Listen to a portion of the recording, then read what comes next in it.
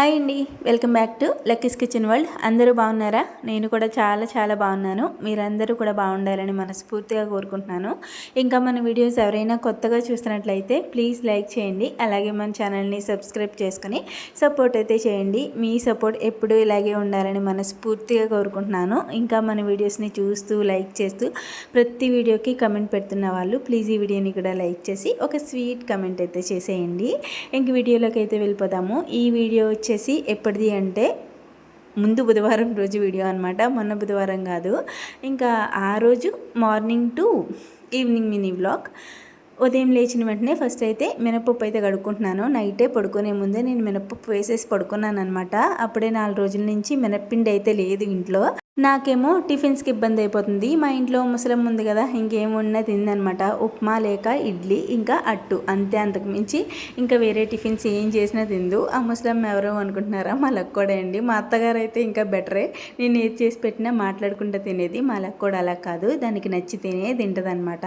ఇంకా మా లక్కోడు కోసం మినపిండి ఆడి పెట్టుకున్నానంటే చక్కగా ఈ హాఫ్ డేస్ కాబట్టి అంత తలకాయ పోటు ఉండదనమాట. లేకపోతే ఉదయం టిఫిన్కే నేను తలకాయ పోటు పడాలి. ఎందుకంటే లంచ్ అంటే ఏది పెట్టినా ఇంకా తినేసేది. బ్రేక్ఫాస్ట్ తినేసి వెళ్ళాలి కదా, కొంచెం ఇక్కడ తినిపించేసి బాక్స్లో పెడుతున్నాను. లేకపోతే సరిగ్గా ఇంకా నార్మల్గా ఇంకోటి ఏదైనా చేస్తుంటే తింటలేదనమాట.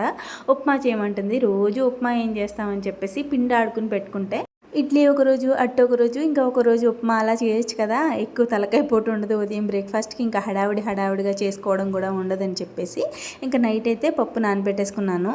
ఉదయం లేచిన వెంటనే ముందు పప్పు కడిగేసి ఒక వాయ గ్రైండర్లో వేసేసుకుంటే అది నలుగుతూ ఉంటుంది, మిగతా పనులు చేసుకుంటూ ఉండొచ్చు అని చెప్పేసి ఇంకా నైట్ నానబెట్టేసి పడుకున్నాను కాబట్టి నానిపోయింది పప్పు. ఉదయం లేచిన వెంటనే ఫస్ట్ పప్పు కడిగేసాను అనమాట. ఇంకే పనులు పెట్టుకోలేదు. బ్రష్ చేసేసి ఫస్ట్ ఇంకా పప్పు కడిగేసి గ్రైండర్లో వేసేసిన తర్వాత లోపల వాకిళ్ళు అవి ఊడ్చుకున్నాను అనమాట. లోపలంతా శుభ్రం చేసుకుని బయటంతా శుభ్రం చేసుకునేటప్పటికి ఒక వాయి అయితే నలిగిపోయింది. నూకు కూడా నేను నైట్ పప్పుతో పాటు నానబెట్టేసుకున్నానండి. అలా నానబెట్టుకుంటే మనకి ఇడ్లీలు వేసుకున్న అంటే పిండి ఆడుకున్న వెంటనే మనం ఇడ్లీ నూక కలిపేసుకుని వెంటనే ఇడ్లీ వేసుకున్నా కూడా బాగుంటుంది. అదే అప్పటికప్పుడు నానబెట్టుకుని అంటే ఒక గంట ముందు నానబెట్టేసుకొని పప్పు ఆడుకుని ఇడ్లీ వేసుకుంటే అంత బాగోదన్నమాట. పిండి నానదు అంటారు, నూక నానలేంది ఇడ్లీలు అవి బాగోవు అంటారు. అందుకని చెప్పి మా నాన్నమ్మ అలాగే చేసేది. పప్పుతో పాటు నూక కూడా నానబెట్టేసేది. నేను కూడా అలాగే నానబెడతాను. పప్పుతో పాటు ఇడ్లీ రవ్వ కూడా పెట్టేసుకుంటాను. ఎప్పుడైనా కొంచెం కావాలి అంటే నార్మల్గా పొడి నూక వేసేసుకుంటాను అనమాట, సరిపోతుంది. పెద్ద ఎక్కువ ఏం పట్టదు. లేదు అంటే ఉప్మా రవ్వ ఉంటుంది కదా, ఉప్మా రవ్వ కూడా వేసేసుకోవచ్చు. మేము అయితే ఎక్కువ ఉప్మా రవ్వ ఆడించుకునేదండి. ఈ మధ్య కొంచెం ఖాళీ లేక ఉప్మా రవ్వ అది ఆడించుకోవట్లేదు. స్టోర్ బియ్యం ఉంటాయి కదా, అవి శుభ్రంగా కడిగేసి ఎండబెట్టేసుకుని ఉప్మా రవ్వ ఆడించేసుకునేదాన్ని. అలా ఇడ్లీలోకి ఉప్మా చేసుకోవడానికి ఇడ్లీ పిండిలోకి కలుపుకోవడానికి ఉండేది. ఈ మధ్య కొంచెం మిషన్కి అది వెళ్ళడం వల్ల నేను నూకది అంటే బియ్యం కడిగి ఎండబోసుకొని నూక ఆడించుకోవడానికి అది టైం ఉండట్లేదు. ఈసారి ఎండలు కాస్తున్నాయి కాబట్టి చెయ్యాలి. ఈ వేసవికాలంలో కొంచెం ఎక్కువ నూక ఆడించి పెట్టుకుంటే ఒక 6 నెలల వరకు బాగుంటుంది. నూక పాడవకుండా అలా ఉంటుంది. బాగా ఎండనిచ్చి ఇవన్నీ నూక ఆడించుకుంటే మనకు 6 నెలల వరకు స్టోర్ చేసుకోవచ్చు.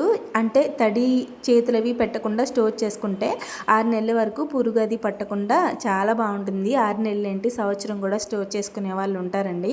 పాతదయ్యే కొలది నూక కూడా చాలా బాగుంటుంది. మనకి అంత ఎక్కువగా ఎందుకులే అని చెప్పేసి నేనైతే 3 నెలలకు అలాగా ఆడించుకొని పెట్టుకునేదాన్ని. ఈ మధ్య కొంచెం బద్ధకం వచ్చింది. ఇంకా క్లాస్కి వెళ్ళడం వల్ల ఈవినింగ్ రావడం అవుతుంది, కుదరట్లేదనమాట నాకు చేసుకోవడానికి. అందుకని చెప్పి ఈ మధ్య నూకైతే ఆడించుకోవట్లేదు. వేసవికాలం కదా, ఇప్పుడు కంపల్సరీ ఆడిస్తాను. అంటే మాకు ఒకసారికి వచ్చే స్టోర్ బియ్యాన్ని కడిగి ఆరబెట్టుకుంటే చాలా రోజుల వరకు మాకు సరిపోతుంది. ఇడ్లీలోకి కలుపుకోవచ్చు, అలాగే ఉప్మా చేసుకోవడానికి కూడా యూజ్ అవుతుందన్నమాట. ఉప్మా బాగోదు అంటారు, బాగానే ఉంటుందండి, చేసుకునేలాగా చేసుకోవాలన్నమాట. నేను ఈసారి పూర్తిగా మీకు లాంగ్ వీడియో తీసి చూపిస్తాను. ఉప్మా రవ్వ ఎలా ఆడించుకోవాలి, బియ్యాన్ని కడిగి ఎలా ఎండబెట్టుకోవాలి అనేది ఒక లాంగ్ వీడియో తీసి పెడతాను. అంటే ఎవరికి తెలియదని కాదు, తెలియని వాళ్ళకి ఉపయోగపడుతుంది కదా అని చెప్పి, అంతే. ఇంకా నేనైతే పిండి ఆడుకున్నాను. ఒక వాయి అయితే నలిగిపోయిందండి. నూక కలిపేసుకుని పక్కన పెట్టేసుకున్నాను అనమాట. అంటే ఉదయం లక్కోడికి బ్రేక్ఫాస్ట్కి ఇంకా స్కూల్కి పెట్టడానికి ఉండేలాగా కొంచెం పిండి తీసుకొని కలిపేసుకొని పక్కన పెట్టేసుకున్నాను అనమాట. ఈ లోపు నా పనులన్నీ కూడా అయిపోయినాయి. ఇంకో ఇడ్లీ వేసేసి అంటే పప్పు వేసేసి గ్రైండర్లో ఇంకా మిగతా పనులన్నీ చేసుకున్నాను. లక్కోడికి స్నానం అది చేపించేసి రెడీ చేసేసి ఇంకా కలుపుకున్న పిండి నూక కొంచెం కలుపుకున్నాను కదా, ఆ పిండితో మా లక్కోడికి అప్పటికి తినడానికేమో అట్టు వేసేసాను, స్కూల్కి పట్టుకెళ్ళడానికేమో రొట్టె ముక్క వేసాను అనమాట. ఇంకా మా లక్కోడితో పాటు మాకు కూడా రొట్టె ముక్క వేస్తాను. మా ఇంట్లో అప్పటికప్పుడు ఆడిన కమ్మటి పిండితో మినప్పిండితో రొట్టె ముక్క వేస్తే చాలా ఇష్టంగా తింటారు. మా అత్తయ్య గారు అలవాటు చేశారు అలాగా, నాకు కూడా అలవాటు అయిపోయింది. మా నాయనమ్మ కూడా అలాగే చేసేది. నైట్ అంటే మగవాళ్ళకి శనివారం సోమవారాలు అవి చేస్తారు కదా, నైట్ టిఫిన్ తినేటప్పుడు అప్పటికప్పుడు పిండి రుబ్బి దాంతో రొట్టె ముక్క వేసి పెట్టేవారు. మా నాయనమ్మ అలాగే చేసేది మా తాతయ్య గారు వాళ్ళకి. ఇక్కడ మా అత్తయ్య గారు అంతే, మా హస్బెండ్ వాళ్ళకి అలాగే చేసేవారు అనమాట. ఆ రోజు మగవాళ్ళకి వారం అయితే ఆ నైట్కి పిండి రుబ్బి అప్పటికప్పుడు రొట్టె ముక్క వేసి పెట్టేవారు అనమాట. కమ్మగా తిని పెట్టేవారు. అలా వేస్తే ఎవరు తినరు చెప్పండి, ఆయన చక్కగా తినేయచ్చు. నాకు కూడా వేసి పెట్టేవారు మా ఆయనతో పాటు. అదే అలా అలవాటు అయిపోయింది. మా అమ్మ వేసేది నేను వేయట్లేదు అన్న ఫీలింగ్ మా ఆయనకు ఉండకూడదని చెప్పి నేనైతే ఎప్పుడు పిండి రుబ్బిన కమ్మగా రొట్టె ముక్క వేసి పెడతాను. మా ఆయనకి చాలా చాలా ఇష్టంగా తింటారు. మ్యాక్సిమం మా అత్తయ్య గారుని మిస్ అవ్వనివ్వను అనమాట. మా ఆయన్ని మా అత్తయ్య గారి కన్నా ఎక్కువ చెయ్యాలి అనుకుంటాను, ఆవిడని బీట్ చేయాలి అనుకుంటాను. కానీ ఎక్కడో చోట వాళ్ళ అమ్మని మాత్రం తలుచుకోకుండా అస్సలు ఉంటారనమాట. ఏదో ఒక విషయంలో జ్ఞాపకం వస్తూనే అంటారు మా ఆయనకి. ఒకటి ఏంటంటే వాళ్ళ అమ్మగారిని ఎంత గౌరవిస్తారో ఎంత అలా చూస్తారో నన్ను కూడా అలాగే చూస్తారు. నేను అలా ఉంటానని చెప్పి చాలా ఇష్టపడతారనమాట. బాబోయ్, మా ఆయన బాగా ఎక్కువ పొగడిస్తున్నాను. ఈ వీడియో చూసుకున్నారనుకో తెగ మురిసిపోతారు. ఇంకా నేనైతే మా లక్కోడిని స్కూల్కి పంపేశాను, బ్రేక్ఫాస్ట్ పెట్టేసి ఇంకా అట్టు కూడా తినిపించేసి చక్కగా జడలు వేసేసి పంపేశాను అనమాట. మా లక్కోడైతే స్కూల్కి వెళ్ళిపోయింది. వెళ్ళిన తర్వాత మేము కూడా బ్రేక్ఫాస్ట్ తినేసాము. మా ఆయన అయితే ఇంట్లో పూజ చేసేసుకున్నారు. ఈలోపు నేనైతే కూర వండేస్తున్నాను అనమాట. కూరకి అన్నీ రెడీ చేసుకున్నాను. క్లాస్కి వెళ్ళాలి కదా, ఇంకా హడావిడిగా పనులన్నీ వెంటనే చేసుకుంటూ వెళ్తే టైం ఉంటుంది కదా అని చెప్పేసి ఇంకా ఫాస్ట్గా వెంటనే పనులు అయితే చేసేసుకున్నాను అనమాట. నాకు నాన్ వెజ్ కర్రీ ఎప్పుడైనా వండితే స్నానం చేసిన తర్వాత ఫ్రెష్గా ఉండబుద్ధి కాదండి.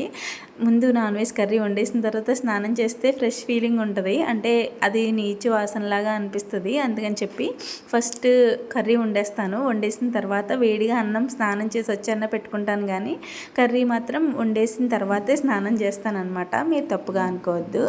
ఇంకా నేనైతే మినప్పిండి ఆడేసుకున్నానండి. ఇంకా అది అయిపోయిన తర్వాత కూర కూడా తాలింపు పెట్టేశాను కదా, మా ఆయన అయితే పూజ చేసుకుని టిఫిన్ తినేసి బయటకైతే వెళ్ళారు పనుండి, వెంటనే వచ్చేస్తానని చెప్పేసి. ఈలోపు కర్రీ కూడా ఉడికిపోయింది. పీతల పులుసు టేస్ట్ అయితే నిజంగా అద్దరిపోయింది. దీంట్లోకి వంకాయ వేసుకోవాలి. యాక్చువల్లీ పీతల పులుసులోకి వంకాయ వేసుకుంటారు, ఇంకా చేపల పులుసులోకి బెండకాయ వేసుకుంటారనమాట. నా దగ్గర అప్పటికప్పుడు వంకాయలు లేవు. ఇంకా మా ఆయన తెమ్మన్నాము అంటే ఆయనేమో బయటకు వెళ్ళారు. ఇంక సర్లే, ఇంక వంకాయల గురించి కూర ఆపేయడం ఎందుకులే అని చెప్పేసి ఇంట్లో బెండకాయలు ఉంటే బెండకాయలు వేసేసి వండేసాను అనమాట. ఇది షార్ట్ వీడియోలో పెడితే చాలామంది అడిగారు, వంకాయ వేయాలి కదా బెండకాయ వేసుకున్నారంటే, వంకాయ వేసుకుంటే ఇంకా టేస్ట్ బాగుంటుందని. అవునండి, వంకాయ వేసుకుంటారు. మా నాయనమ్మ కూడా అలాగే వేసేది. నేను ఎక్కువ నాన్ వెజ్ కర్రీస్ వండేటప్పుడు మా నాయనమ్మ ఉంటాను కదా, మా నాయనమ్మ నాన్ వెజ్ కర్రీస్ చాలా చాలా బాగుంటుంది. చిన్నప్పటి నుంచి అంటే మేము నాన్ వెజ్ ఎక్కువ తినేవాళ్ళం. మా అత్తయ్య గారి వాళ్ళ కన్నా మా ఇంటి దగ్గర నాన్ వెజ్ ఎక్కువ తింటాము, అంటే ఎక్కువ స్పైసీగా తింటాం అనమాట. మా అత్తయ్య గారు వాళ్ళు చాలా స్పైస్ తక్కువ. ఇప్పుడు మా ఆయనకంటే కొంచెం అలవాటు చేసేసాను. కానీ మా అత్తయ్య గారు ఉండేటప్పుడైతే ఇంక అస్సలు స్పైస్ లెవెల్స్ ఉండేవి కాదు, చాలా చప్పగా తినేవారు. నాకేమో నచ్చేవి కాదు. అప్పుడు ఇంకా ఎక్కువ, ఇప్పుడు నేను వేసుకునేదానికన్నా ఇంకా ఎక్కువ వేసేది మా నాయనమ్మ. స్పైసీగా బాగా చేసేదనమాట. మా తాతయ్య గారికి అలాగే నచ్చేది, అలా ఉంటేనే తినేవారు అనమాట. ఏ మాత్రం కొంచెం కారం లేకపోయినా చప్పగా ఉంది, ఏం బాగుంది కూర అనేవారు. అందుకని ఎక్కువ కారం వేసి చేసేది. నాకేమో అలా అలవాటు అయిపోయి మా అత్తయ్య గారి ఇంటి దగ్గర ఫస్ట్లో చాలా ఇబ్బంది పడేదాన్ని. అలా నెమ్మదిగా నా స్పైసీకి తగ్గట్టు కొంచెం తగ్గించాను, వాళ్ళు తినేలాగా అలవాటు చేసేసాను అనమాట. అలవాటు అయిపోయింది ఇప్పుడు మా ఆయనకి. నేను కొంచెం స్పైసీగా చేసినా తినేస్తారు. కర్రీ అయితే అయిపోయింది కదా, ఇంకా నేను కూడా ఫ్రెష్ అయిపోయి ముందైతే కాఫీ పెట్టుకుని తాగేసాను. కాఫీ తాగేసి ఇంకా కర్రీ కూడా అయిపోయిందని చెప్పి చక్కగా స్నానం చేసేసి లంచ్ బాక్స్ పెట్టేసుకొని నేనైతే క్లాస్కి బయలుదేరిపోయాను. మా ఆయన అయితే వంతెన మీద బస్సు ఎక్కిస్తారండి. మా పక్కింటి అమ్మాయి కూడా వస్తుందన్నమాట. తను నేను వెళ్తాము, ఇద్దరం కలిసి వెళ్తాం కాబట్టి ఇంకా వంతెన మీద బస్సు ఎక్కించేస్తారు. మళ్ళీ వచ్చేటప్పుడు రెడీగా ఉంటారనమాట ఇంటికి తీసుకెళ్ళడానికి. ఇంకా నేనైతే క్లాస్కి వెళ్ళిపోయాను. వెళ్ళేటప్పటికే చాలా జనం ఉంటారు. నేను వెళ్ళే టైంకి కరెక్ట్గా 11:30, 12 ఆ టైంకి వెళ్తానమాట నేను క్లాస్కి ఎప్పుడు కూడా. ఇంతకుముందు అయితే ఇంకా తొందరగా వెళ్ళేదాన్ని. ఇప్పుడు జనం ఎక్కువైపోయారు. మార్నింగ్ టైంలో వెళ్ళినా కానీ కుట్టుకోవడానికి అది ఉండట్లేదు, కట్ చేసుకోవడానికి అది చాలా జనం ఉండడం వల్ల ఖాళీ ఉండట్లేదు అనమాట. ఇంకా మార్నింగ్ సెషన్ వాళ్ళకి చెప్తుంది క్లాసు. ఇంకా నేను ఆఫ్టర్నూన్ నుంచి అయితే కంటిన్యూ అవుతాను. 12 ఆ టైంకి వెళ్తే నాకు ఏమైనా కటింగ్స్ ఉంటే కటింగ్ చేసేసుకుని మధ్యాహ్నం నుంచి స్టిచ్చింగ్లోకి వెళ్ళిపోతాను అనమాట. ఇంకా మధ్యాహ్నం నుంచే కట్ చేసుకుని స్టిచ్చింగ్కి వెళ్ళాలంటే టైం ఎక్కువ పట్టేస్తుందని ఆ టైంకి అయితే ఇంకా మార్నింగ్ సెషన్లో ఉండే వాళ్ళు అయితే కొంచెం క్రౌడ్ తగ్గుతుంది. ఒక్కొక్కరు వెళ్తూ ఉంటారనమాట. 1 గంటతో 12:30తో క్లాస్ అయితే అయిపోతుంది. మార్నింగ్ సెక్షన్లో ఉండే వాళ్ళకి క్లాస్ అయితే అయిపోతుంది. మధ్యాహ్నం నుంచి 1 గంట 1:30 నుంచి మధ్యాహ్నం వాళ్ళకి క్లాస్ అయితే స్టార్ట్ అవుతుంది. ఇంకా మేము లంచ్ పట్టుకుని వెళ్ళిపోతాం కాబట్టి నేను 12, 11:30 టైంకి వెళ్తాను. ఏ మూల కొంచెం ఖాళీ ఉన్నా కట్ చేసేసుకొని అక్కడ ఏమైనా డౌట్స్ ఉంటూ అడుగుతూ కట్ చేసుకుంటే నాకు తప్పు రాదు అన్న నమ్మకం అనమాట. అందుకని అక్కడికి వెళ్ళే కట్ చేసుకుంటాను.